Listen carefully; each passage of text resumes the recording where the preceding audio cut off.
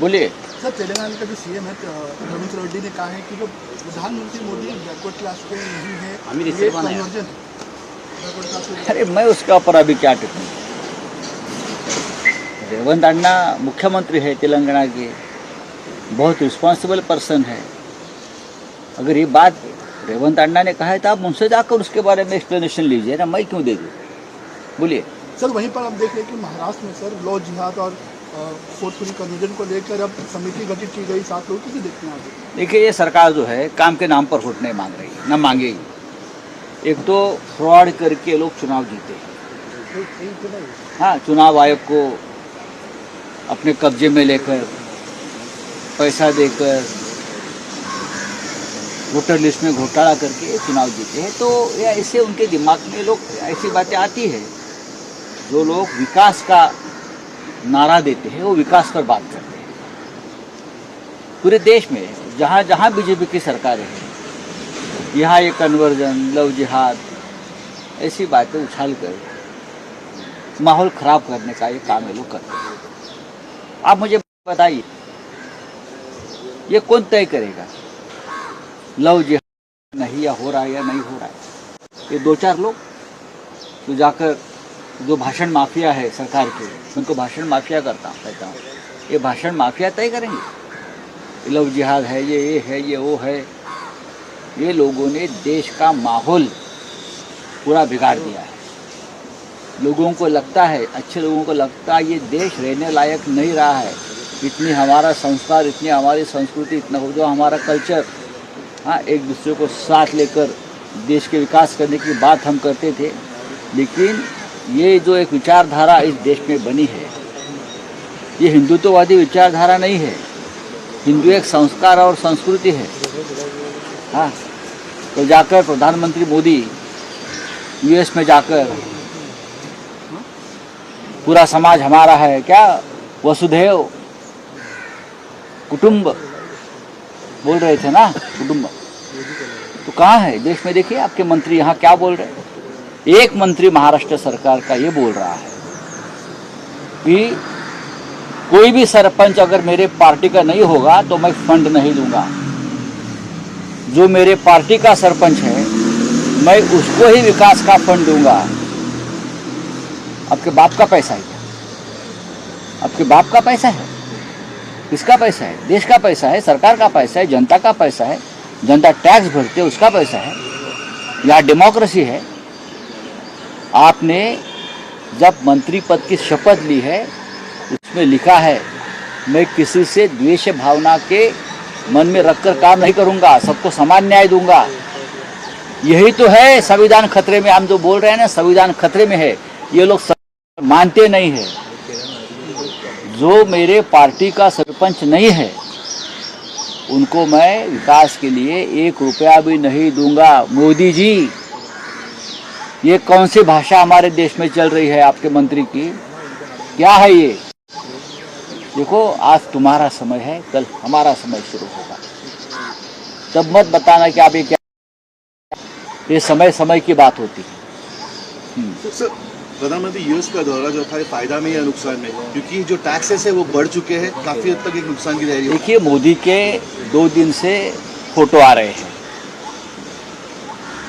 Trump से मिलते हैं, गले में पड़ते हैं। जो कोई प्रधानमंत्री है तो उनके फोटो आएंगे, लेकिन देश के लिए तो घाटे का सौदा है। देश को क्या मिला मुझे बताइए? मोदी जी गए, देश को क्या मिला? किसको क्या मिला? देश को क्या मिला है मुझे बताइए। 2 दिन के बाद वापस 400 लोग लेकर वहां से इंडियन वापस उनका एक फ्लाइट आ रहा है, बेड़िया बांधकर, हाथ में जंजीरें डालकर आ रहे हैं ना। ये रोका मोदी जी ने, तो क्या फायदा क्या है? टैक्स बढ़ा दिया है फिर एक बार।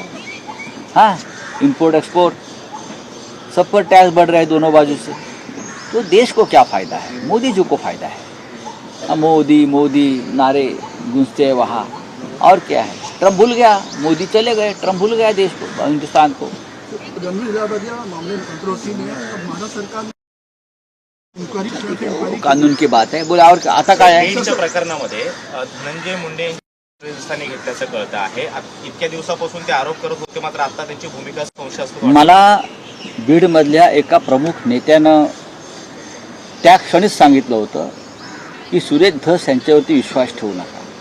आम्ही जो म्हणतो की सुरेश धस या लढ्याचं नेतृत्व करतायत आणि ते न्याय देतील देशमुख कुटुंबियांना, त्यांच्यासाठी हा लढा आहे. मला तेव्हा लोकांनी समजवलं की तुम्ही धस यांची बाजू घेऊ नका. धस हे कधी पलटी मारते. धस, मुंडे आणि वाल्मिक कराड एकच आहेत. ही लढाई त्यांच्या स्वार्थाची आहे आणि दुर्दैवानं हे सत्य होताना दिसत आहे.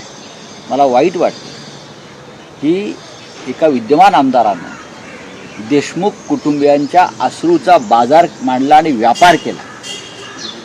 ती लहान मुलं बिचारी धसांच्या मागे न्यायासाठी धावत होती की हा माणूस आम्हाला न्याय देईल. आणि जर धस याने हे कृत्य केलं असेल तर त्यांना देव क्षमा करणार नाही, त्यांना इतिहास क्षमा करणार नाही.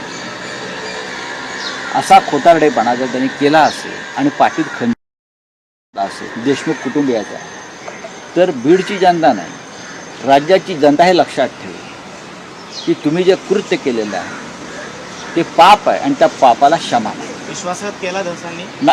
जर त्यांनी तसं केलं असेल तर तो विश्वासघातापेक्षाही पुढलं पाऊल आहे. धस यांच्याकडनं ही अपेक्षा तुम्ही न्यायाची ठेवू नका असं मला वारंवार बीडचे काही लोक सांगत होते. त्यांचं म्हणणं असं होतं की वाल्मिक कराड, सुरेश धस आणि धनंजय मुंडे हे एकच आहे. एका नाण्याला दोन बाजू असतात, ह्या तीन बाजू आहेत. पण मी विश्वास ठेवला नाही, तरी मला अपेक्षा आहे की धस यांच्याकडनं असं कोणतंही कृत्य होणार नाही. भाजपच्या एका बैठकीमध्ये रावसाहेब दानवे यांनी विधान केलंय की आपला पक्ष एवढा मोठा आहे की आपण थुंकलो तरी विरोधक वाहून जातो. मग थुंका ना, तुम्ही थुंका. तुमच्यावर पण जनता तुम्ही पराभूत झाला ते लक्षात ठेवा. जनता तुमच्यावर थुंकली आणि त्या थुंकीतच तुमचा पराभव झाला आणि वाहून गेला. लोकसभेला, विधानसभेला तुम्ही पाप करून निवडून आलेला. रावसाहेब दानवे हे शेतकऱ्यांना शिव्या घालतात, अजून काही करतील, अजून काही करतील. तुमचा पक्ष मोठा नसून तुमचा पक्ष छोटाच आहे. तुम्ही भ्रष्टाचाराची रेषा मोठी केल्यामुळे तुम्हाला तो मोठी वाटते. आणि सगळी थुंकी जी होती भ्रष्टाचाराची थुंकलेली, मग अजित पवारजी असतील, अशोकराव चव्हाण असतील, प्रफुल्ल पटेल असतील, हसन मुश्रीफ असतील, एकनाथ शिंदे असतील, ज्यांच्यावरती भ्रष्टाचाराचे आरोप स्वतः नरेंद्र मोदींनी केले होते. मग थुंकलेलं चाटताय कशाला? मग थुंकलेलं चाटण्याची ही परंपरा काय तुम्ही नवीन आणली? काय यांचं ऐकताय तुम्ही? बदमाश लोक आहे ते. महानगरपालिका निवडणूक आणि जिल्हा परिषद निवडणुकीमध्ये उद्धव बाळासाहेब ठाकरे या गटाला संपवून टाकला असं एकनाथ शिंदेंनी त्यांच्या कार्यकर्त्यांना आवाहन केलं. करू द्या ना आवाहन. अमित शहांचा पक्ष आहे, एकनाथ शिंदेचा पक्ष हा अमित शहांच्या मालकीचा पक्ष आहे. अमित शहांना जे हवं तेच ते बोलतात. एकनाथ शिंदे यांचा कोणताही पक्ष नाही. अमित शहाने शिवसेनेतला एक गट फोडला आणि जो गट शिंदे यांच्या ताब्यात दिला तो अमित शहांचा पक्ष आहे. अमित शहाने त्यांना सध्या चालवायला दिले. अमित शहा दुसरी काय भूमिका घेणार? जे महाराष्ट्राचे शत्रू आहेत, दुश्मन आहेत, तेच मराठी माणसासंदर्भात अशी भूमिका घेऊ शकतात. चला.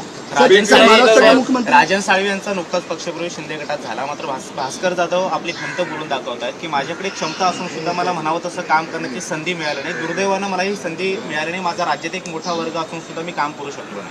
त्यांच्याशी आमची काली चर्चा झाली. आज आम्ही एकत्र भेटतो सगळेच शिवसेना नेते आणि आम्ही काही कोणाची खंत असेल त्याच्यावर आम्ही चर्चा करू.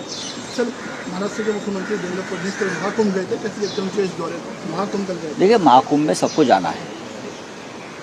ये एक बहुत पवित्र पर्व है. 26 तारीख तक कुंभ है, चलेगा. लाखों लोग आए हैं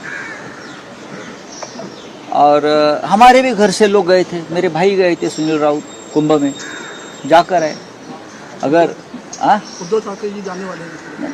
हम खुद भी जाना चाहते हैं. 26 तारीख तक है तो देवेंद्र जी अगर गए तो उसमें अच्छी बात है, जाना चाहिए. सब लोग जाते हैं, उसमें गलत क्या है? पीक सर, विमा संदर्भात सर, महाकुंभ में 50 मांडीमध्ये- करोड़ तक लोग आगे यात्रियों महाकुंभ में 50 करोड़ लोग आ चुके, ऐसा इनका आंकड़ा आया है, पर लेकिन मृतक का आंकड़ा अभी तक नहीं आया सर। यही है कि हमने पूछा कि कितने लोग मारे गए, क्योंकि अभी भी 2000 से ज़्यादा लोग लापता है। जब से भगदड़ हुई थी तब से 2000 से ज़्यादा लोग लापता है। वो कहाँ गए? हमारा ये कहना है कि ये मारे गए, लेकिन सरकार बताने को तैयार नहीं। जब पार्लियामेंट में मैंने ये सवाल पूछा कि 2000 से ज़्यादा लोग मरने की आशंका है, तो मेरा माइक बंद कर दिया। आप ये नहीं बोल सकते। मैं क्यों नहीं बोल सकता हूँ? मेरे भाई, मेरे देश के लोग मारे गए, हिंदू लोग मारे गए, और अगर हम सवाल पूछते हैं आपसे, सरकार से, तो आप हमारा माइक बंद कर दे, उसका मतलब कुछ हुआ है। 2000 से ज़्यादा लोग वहाँ मारे गए हैं और सरकार आंकड़ा छुपा रही है। 50 करोड़ आने दो या 140 करोड़ आने दो, आने के लिए क्या है? अगर व्यवस्था है तो आ सकते हैं। विश्व भर से लोग आए हैं। पीक विमा मंत्री माणिकराव कोकाटे यांचं काल एक वादग्रस्त वक्तव्य आलं की भिकारी सुद्धा 1 रुपया घेत नाही, मात्र आम्ही शेतकऱ्यांना 1 रुपयात पीक विमा योजना दिली. आणि त्यांनी मतदारांना पण भिकारी समजून पैसे दिले ना. महाराष्ट्राच्या निवडणुकीमध्ये या सगळ्या लोकांनी मतदारांना भिकारी बनवलं, त्यांच्या घराघरात पैसे पाठवले आणि मतं विकत घेतली. थँक्यू.